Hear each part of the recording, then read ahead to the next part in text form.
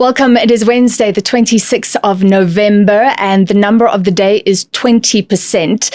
Melissa, I'm going to ask you what that is about. But firstly, let's just give a hint that this relates to some other numbers that are pretty shocking, pretty terrifying, pretty worrying about gambling, because this is from Kaya Dlanga, someone we chat to every now and then, just crunching some of the numbers recently, saying that 52% of working South Africans gamble, and people who don't earn a lot, the lowest income group, gamble on average 2,000 Rand per month. So this is having a real impact on people's lives. What is the 20% now proposed? So the 20% is because of this worrying trend. It's 20% that government or National Treasury is proposing as a tax additional to the provincial taxes on gambling platforms. Now, we all know that no matter what we do, that cost or that tax will then come down to the consumer or those gambling. But interesting numbers that they said in the document is that 1.5 trillion Rand in the past financial year has been gambled with. Wow. So it is extremely huge numbers. You can't even, I was shocked when I saw the 1.5 trillion. And also government says specifically, yes, revenue would be nice. And they're estimating at 10 billion Rand what they could get in from this tax. But for them, it's the worrying concern about addiction, gambling addiction specifically, financial stress, and the fact that, like you said, it's from the poorest groups that are gambling the most. Another worrying stat, the young people who gamble, which is basically half of the population, so maybe half of young people or even more, they spend nearly half of their income. And I was thinking about it, we know that if you save when you are young, even if you save a little bit from when you start earning, that money compounds because of compound interest. And you could land up with a huge pile when you're older. So they always say, don't not save because then you're stealing from your future self. Now, imagine the stealing that you're doing from your future if you're spending half of everything you get. Obviously, some people are going into debt.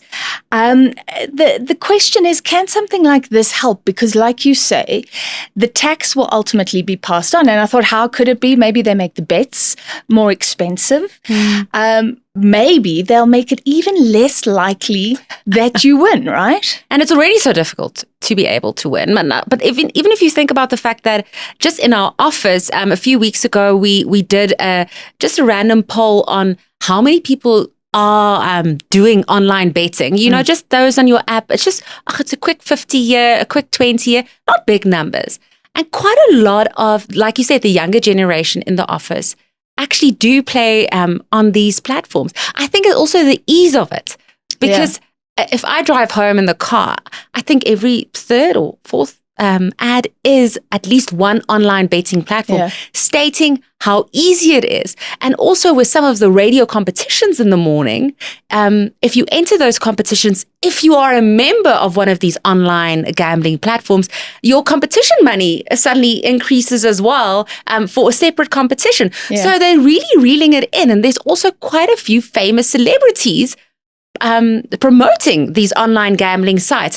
It's actually quite worrying, even and more sports so. teams. Exactly, and sports teams. And like you say, so I think this is becoming a global concern, that it is now so easy to gamble away your salary as it lands in your account.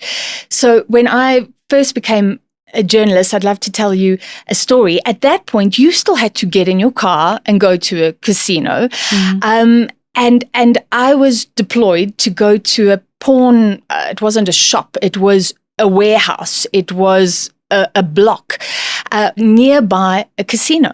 And I can tell you that people would arrive with their cars, with their dining room sets, with every table in the house, anything that was movable. They could drop it off there and get a certain amount. They'd go gamble. If they could come back and redeem their goods, they would.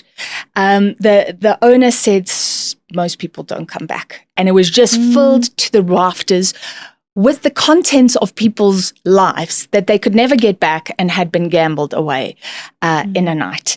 So it's just terrifying. But people are also adults, right? People are adults, but I do think there should be a bit more care. I know most of the gambling associations do promote safe gambling, and they do say like where you can get help if you're stuck in a bind or are struggling with addiction. But at the same time, I don't often go to places where there is casinos and all that. But for me, it's always so sad to see it's sometimes all the older people still sitting at the slots machines. Yeah.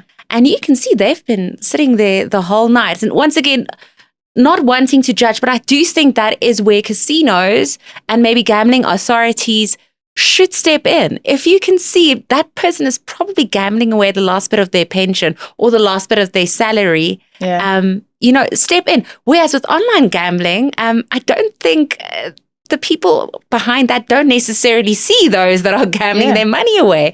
And unfortunately, like you said, if you're gambling away so much money, you will either get into debt or you'll end up losing. And let's end it there. I mean, I think this is a quandary for lawmakers. I used to be concerned about the high interest rates charged on various goods for poor people. You were going and buying a couch, and then you were paying it off over 5 years. A couch. So, and I remember one of the bank execs said to me, but who are you to decide if somebody can take out credit? You can take out credit, because we were talking about unsecured loans. And it's about that thing of choice. So people have choice what they do with their money, but we also know gambling is addictive. And the lures, the traps are everywhere now. But we will follow and see if these efforts make any difference. 20% is the number of the day, the proposed extra tax on online gambling, and that is a wrap.